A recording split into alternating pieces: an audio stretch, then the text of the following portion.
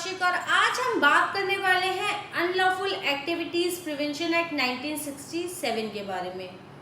Recently Delhi police ने दिल्ली दंगों के दौरान बहुत सारे आरोपियों के ऊपर यूएपीए लगाया और उसी के अंदर चार्जशीट फाइल की है। तो क्या है ये यूएपीए जो सरकार को इतनी पावर दे देता है? क्यों यूएपीए लगाया जाता है, इसके क्या है खास प्रावधान, आज हम उसी के बारे में बात करेंगे।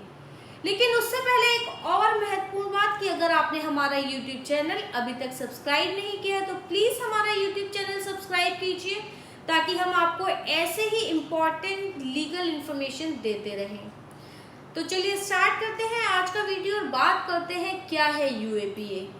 यूएपीए है अनलॉफुल एक्टिविटीज प्रिवेंशन एक्ट 1967, यानी कि इस एक्ट को, इस कानून को 1967 में लाया गया था।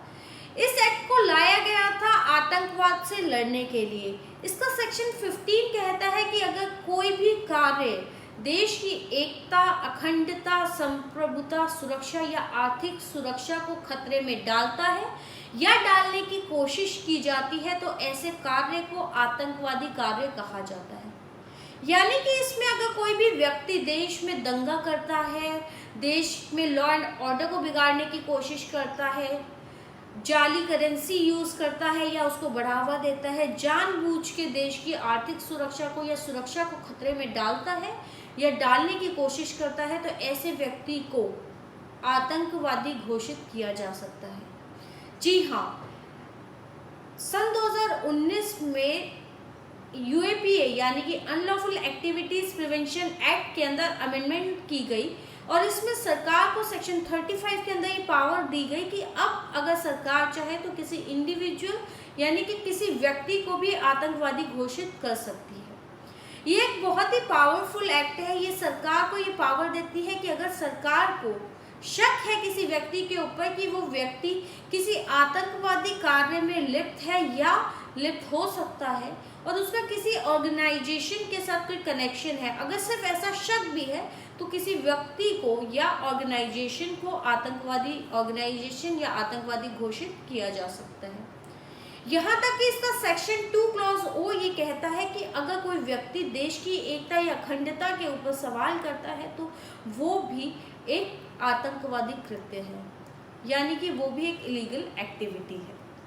अगर कोई व्यक्ति किसी आतंकवाद की घटना में लिप्त पाया जाता है, उसके साथ कोई डायरेक्टली या इनडायरेक्टली इन्वॉल्वमेंट है उसके अंदर, या वो उसको बढ़ावा देता है या लोगों को भड़काता है और देश की एकता को, सुरक्षा को खतरे में डालता है तो ऐसे व्यक्ति को अरेस्ट किया जा सकता है।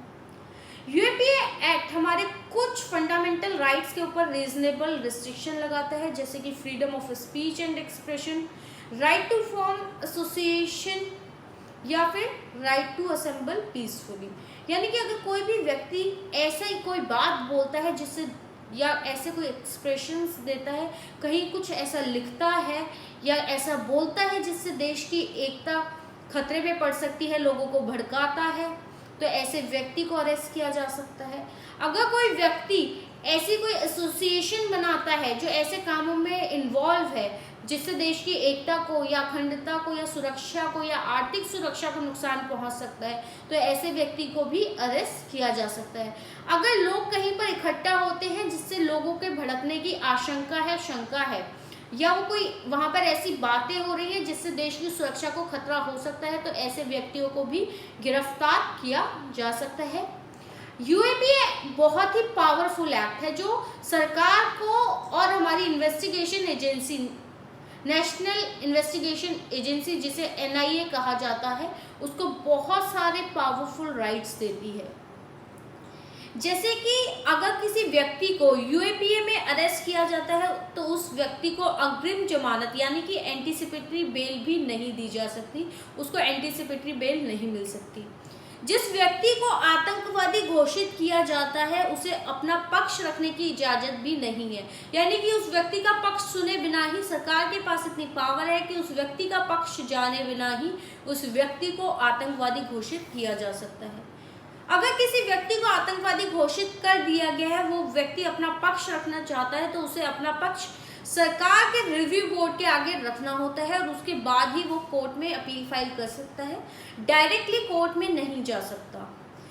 इस एक्ट के अंदर सरकार के पास बहुत सारी पावर्स दे दी गई हैं और एनआईए यानी कि नेशनल इन्वेस्टिगेशन एजेंसी को भी बहुत सारी पावर्स है। जैसे कि एनआईए को किसी व्यक्ति को अरेस्ट करने से पहले या सर्च करने से पहले वारंट की जरूरत नहीं है। बिना किसी वारंट के किसी भी व्यक्ति की तलाशी ली जा सकती है, घर की तलाशी या किसी और जगह की तलाशी ली जा सकती है और उस व्यक्ति को बिना वारंट के अरेस्ट किया जा सकता है। सीआरपीसी कहता है कि किसी भी व्यक्ति को पुलिस कस्टडी के अंदर 15 दिन तक रखा जा सकता है, लेकिन यूएपीए कहता है कि किसी भी व्यक्ति को जिसको यूएपीए के अंदर अरेस्ट किया गया है उसे 30 दिन तक पुलिस कस्टडी में रखा जा सकता है और किसी भी व्यक्ति को यूएपीए के अंदर 90 दिन तक जुडिशियल कस्टडी यानी कि न्यायिक सुरक्षा के अंदर रखा जा सकता है। सीआरपीसी कहता है कि अगर किसी भी व्यक्ति के ऊपर इन्वेस्टिगेशन चल रही है तो चार्जशीट 90 दिन के अंदर कोर्ट में फाइल करनी होती है। हालांकि अगर किसी व्यक्ति को यूएपीए में अरेस्ट किया गया है तो उसमें चार्जशीट फाइल करने की समय सीमा जो है वो 180 दिन की है। तो ये है यूएपीए बहुत ही पावरफुल एक्ट है जो बहुत सारी पावर्स देता है। जैसे कि एनआईए को किसी भी व्यक्ति की जिसको आतंकवादी घोषित कर दिया गया है उसकी प्रॉपर्टी अटैच करने के लिए या सीज करने के लिए कोर्ट की परमिशन लेने की जरूरत नहीं है। एनआईए किसी भी व्यक्ति जिसको आतंकवादी घोषित किया गया है उसकी प्रॉपर्टी सीज या अटैच कर सकती है। ये जितना पावरफुल एक्ट है इसका मिसयूज भी उतना ही ज़्यादा है। अगर हम बात करें एनसीआरबी के डेटा की तो उसके आंकड़े कहते हैं कि सन 2014 में 75% लोगों को इसके अंदर बरी कर दिया गया, रिहा कर दिया गया जिनके ऊपर यूएपीए लगाया गया था। 2015 में 75 में से 65 लोगों के ऊपर एनआईए आरोप साबित नहीं कर पाई। 2016 में 33 में से 22 मामलों में लोगों को बरी कर दिया गया। तो ये एक्ट जितना पावरफुल है, एनआईए की इन्वेस्टिगेशन जितनी तेज है, जिसको जितना पावरफुल माना जाता है, इसमें कन्विक्शन रेट उतना ही कम है। तो ये थे यूएपीए से जुड़े कुछ खास प्रावधान जो हर व्यक्ति को पता होने चाहिए कि ऐसी कौन सी शक्तियां हैं जो एनआईए को इतना पावरफुल बनाती हैं, सरकार को इतनी पावर दे देती है कि वो लोगों को बिना किसी कारण के, उनको बिना पक्ष उनका सुने, उनको आतंकवादी घोषित तक कर सकते हैं। आपको ये वीडियो कैसा लगा और आप किन और मुद्दों पर वीडियोस चाहते हैं प्लीज कमेंट सेक्शन में बताएं।